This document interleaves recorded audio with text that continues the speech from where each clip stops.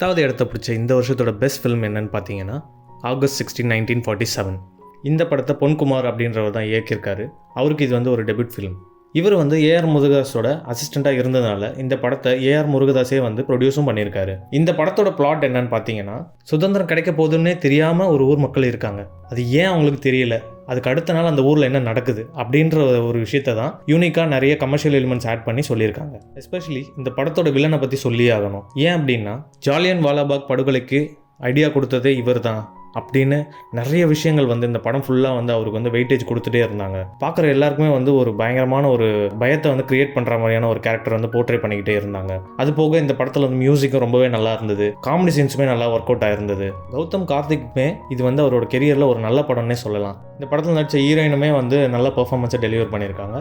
இந்த படத்தை பார்க்காதவங்க அமேசான் பிரைமில் பாருங்கள். கண்டிப்பாக எல்லாருக்குமே இந்த படம் ரொம்ப பிடிக்கும். 9வது இடத்த பிடிச்ச படம் குட் நைட். இந்த படத்தோட டைரக்டர் விநாயக் சந்திரசேகரன். இந்த படம் இவருக்கு முதல் படம் தான். ஆனால் முதல் படம் மாதிரியே தெரியல.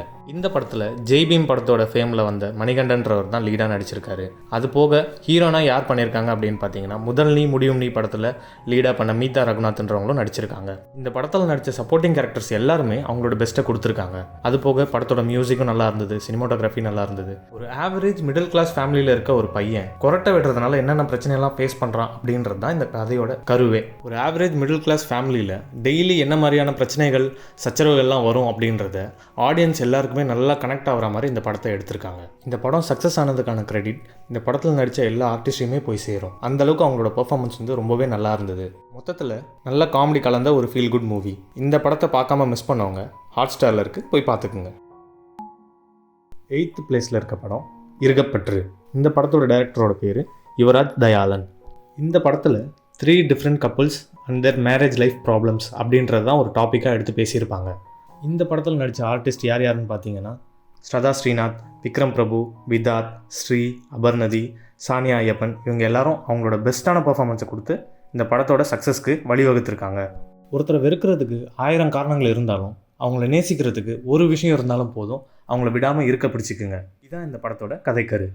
இந்த படத்து மூலயமா ரிலேஷன்ஷிப்பை பற்றின புரிதல் உங்களுக்கு இன்னும் கொஞ்சம் அதிகமாகவே ஆகும். இந்த படத்தை நீங்கள் பார்க்காம மிஸ் பண்ணியிருந்தீங்கன்னா நெட்ஃப்ளிக்ஸில் இருக்குது, போய் பார்த்துக்கோங்க. இந்த படத்தை பார்க்கும்போது ரிலேஷன்ஷிப்பில் இருக்கிற உளவியல் ரீதியான புரிதல்கள் இன்னும் அதிகமாகலாம். 7வது இடத்துல இருக்க படம் யாத்திசை. இந்த படத்தோட டைரக்டர் பேர் தரணி ராசேந்திரன். இது ஒரு ஹிஸ்டாரிக்கல் மூவி. இதில் நடித்தவங்க எல்லாருமே புதுமுகம்தான். எல்லாருமே அவங்களோட பெஸ்ட் பர்ஃபார்மன்ஸை கொடுத்துருக்காங்க. இந்த படத்துக்காக இவங்க நிறைய ரிசர்ச் பண்ணியிருக்காங்க அப்படின்றது நிறைய விஷயத்தில் வந்து நம்ம இந்த படம் பார்க்கும்போதே தெரிஞ்சுக்கலாம்.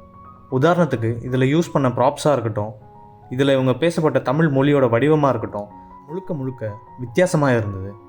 இந்த டயலாகெல்லாம் நம்ம கேட்கும்போது இதுக்கு நம்மளுக்கு ஒரு தனி சப்டைட்டில் போடணும் அப்படின்ற அளவுக்கு இருந்தது.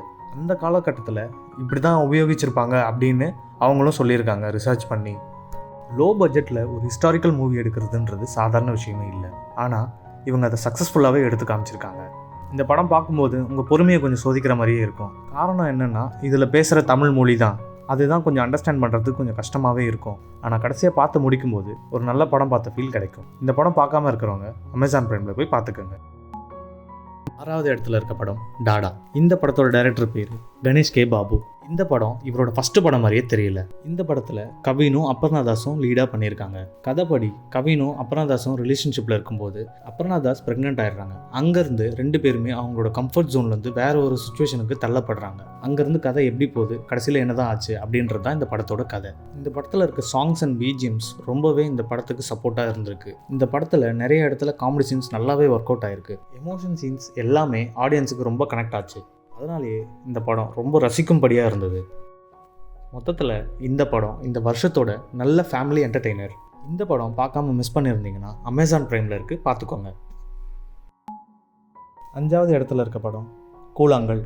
இந்த படத்தோட டைரக்டர் நேம் PS வினோத்ராஜ். இந்த படம் இவருக்கு முதல் படம். இந்த படத்தை விக்னேஷ் சிவன் அண்ட் நயன்தாரா ப்ரொடியூஸ் பண்ணியிருக்காங்க. இது 2021 உருவான படம். ஆனால் நிறைய ஃபிலிம் ஃபெஸ்டிவலில் தான் ஸ்க்ரீனிங் பண்ணிகிட்டு இருந்தாங்க. இந்த வருஷம் தான் டேரெக்டாக OTTயில் ரிலீஸ் பண்ணாங்க. இந்த படத்தை பார்த்த டைரக்டர்ஸ் நிறைய பேர் வெகுவாக பாராட்டியிருக்காங்க. இந்த படத்தோட கதை என்னன்னு பார்த்தீங்கன்னா, சண்டை போட்டு கோச்சிக்கிட்டு போன தன்னோட மனைவியை கூட்டிகிட்டு வர்றதுக்காக தன் பையனை கூட்டிக்கிட்டு போகிறாரு. அதுக்கப்புறம் என்ன நடந்தது அப்படின்றது தான் இந்த படத்தோட கதையே.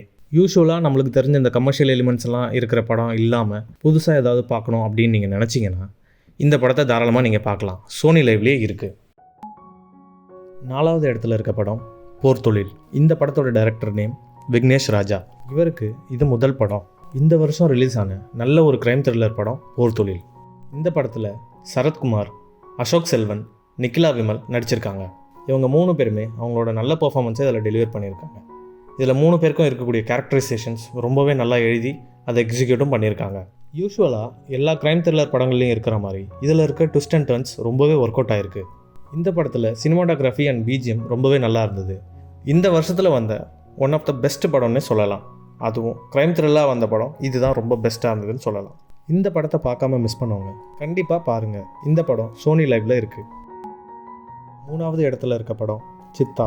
இந்த படத்தோட டைரக்டர் நேம் எஸ்.யு. அருண்குமார். இவர் ஏற்கனவே பண்ணையாரும் பத்மினியும், சேதுபதி, சிந்துபாத் இந்த மாதிரியான படங்களை இயக்கியிருக்காரு. இந்த படத்தை சித்தார்த்தே நடித்து ப்ரொடியூஸும் பண்ணியிருக்காரு. கூட ஃபீமேல் லீடாக நிமிஷா சஜயன் நடிச்சிருக்காங்க. இந்த படத்தில் சேட்டை பொன்னி அப்படின்ற கேரக்டரில் வர சைல்டு ஆர்டிஸ்ட் 2 பேருமே அவங்க பர்ஃபார்மன்ஸை வேறு லெவலில் கொடுத்துருக்காங்க. இந்த படத்தில் மியூசிக் ரொம்பவே நல்லா இருந்தது. இந்த படத்தில் சைல்டு அபியூஸ் பற்றி ரொம்பவே பேசியிருப்பாங்க. இந்த படத்தில் ஒரு மொபைல் ஃபோனில் இருக்க கேமை காமிச்சு ஒரு குழந்தைய எப்படி கிட்னாப் பண்ணுறாங்க அப்படின்றத தெளிவாக காமிச்சிருக்காங்க. நம்ம எந்தெந்த விஷயங்களெல்லாம் சொல்லி குழந்தைங்களை பயமுறுத்துகிறோமோ அதே பயத்தை வச்சு அந்த குழந்தைங்களை எப்படி மிஸ்யூஸ் பண்ணுறாங்க அப்படின்றதையும் இந்த படத்தில் தெளிவாக பேசப்பட்டிருக்கு. இந்த படத்தில் நடித்த சின்ன சின்ன கேரக்டர்ஸ் எல்லாருமே ரொம்பவே பேசப்படக்கூடிய அளவுக்கு பர்ஃபார்மன்ஸை டெலிவர் பண்ணியிருக்காங்க. அந்தளவுக்கு அவங்களோட கேரக்டரைசேஷனும் ரொம்பவே நல்லா இருந்தது. குட் டச் பேட் டச் பற்றி இந்த படத்தில் ரொம்பவே ஹைலைட்டிங்காக பேசியிருக்காங்க. சைல்டு அப்யூஸ் பற்றி வந்த படங்கள்லேயே இந்த படம் ரொம்ப சிறப்பான படம்னே சொல்லலாம். இந்த படத்தை தாராளமாக குழந்தைங்களோட ஃபேமிலியாக உட்காந்தே பார்க்கலாம். இந்த படத்தை பார்க்காம மிஸ் பண்ணவங்க ஹாட் ஸ்டாரில் இருக்குது, கண்டிப்பாக பாருங்கள். 2வது இடத்துல இருக்க படம் விடுதலை. இந்த படத்தோட இயக்குனர் வெற்றிமாறன். இந்த படம் ஜெயமோகன் எழுதின துணைவன் அப்படிங்கிற நாவலை தழுவி எடுக்கப்பட்ட ஒரு படம். இந்த படத்தில் சூரி லீடாக நடிச்சிருக்காங்க. இந்த படத்தின் மூலமா அவர் ஒரு நல்ல நடிகர் அப்படின்றத ப்ரூவ் பண்ணியிருக்காரு. அது போக விஜய் சேதுபதியும் ஒரு முக்கியமான ஒரு கதாபாத்திரத்தில் நடிச்சிருக்காரு. இந்த படத்தில் கவர்மெண்ட்டுக்கும் மக்கள் படைக்கும் மத்தியில் இருக்க கான்ஃப்ளிக்டை பற்றி பேசப்பட்ட படம் தான் இது. இந்த படத்தில் நடித்த மற்ற சப்போர்ட்டிங் ரோல்ஸ் எல்லாருமே ரொம்ப பெஸ்ட்டாகவே பர்ஃபார்ம் பண்ணியிருக்காங்கன்னு சொல்லலாம். இந்த படத்தோட மியூசிக் ரொம்பவே நல்லா இருந்தது. இந்த படத்தோட சினிமாட்டோகிராஃபி ரொம்பவே சேலஞ்சிங்காக இருந்தாலும் பார்க்குறவங்களுக்கு விஷுவலி ரொம்ப ட்ரீட்ஃபுல்லாக இருக்கும். இந்த படத்தோட பார்ட் 2 அடுத்த வருஷம் வரும்னு நம்ம எதிர்பார்க்கலாம். விடுதலை பார்ட் 1 பார்க்காம மிஸ் பண்ணியிருந்தீங்கன்னா இந்த படத்தை ZEE5ல போய் பார்த்துக்கோங்க. முதல் இடத்துல இருக்கிற படம் அயோத்தி. இந்த படத்தோட இயக்குனர் பெயர் மந்திரமூர்த்தி. பொதுவாக ஒரு இயக்குனர் தன்னோட ஃபஸ்ட்டு படம் எடுக்கிறாங்க அப்படின்னா அவங்க யூஸ்வலாக எடுக்கக்கூடிய சப்ஜெக்ட் எப்படி இருக்கும் அப்படின்னு பார்த்தீங்கன்னா ஒரு கிரைம் த்ரில்லர், இல்லைனா ஒரு பயங்கர ட்ராமாட்டிக்கான ஒரு ஃபிலிம், இல்லை ரொம்ப கமர்ஷியல் எலிமெண்ட்ஸ் இருக்கிற ஃபிலிம், அந்த மாதிரியான ஒரு சப்ஜெக்டை தான் சூஸ் பண்ணுவாங்க. ஆனால் இவர் அப்படியே ஆப்போசிட்டாக ஒரு ஹியூமனிட்டியை பேஸ் பண்ணின ஒரு படம் எடுத்திருக்காரு. எங்கேயுமே ட்ராமாட்டிக்காக இல்லாமல் ஃபுல் அண்ட் ஃபுல் ஒரு மாதிரி ரியலிஸ்டிக்கான ஒரு படமாக தான் எடுத்திருக்காரு.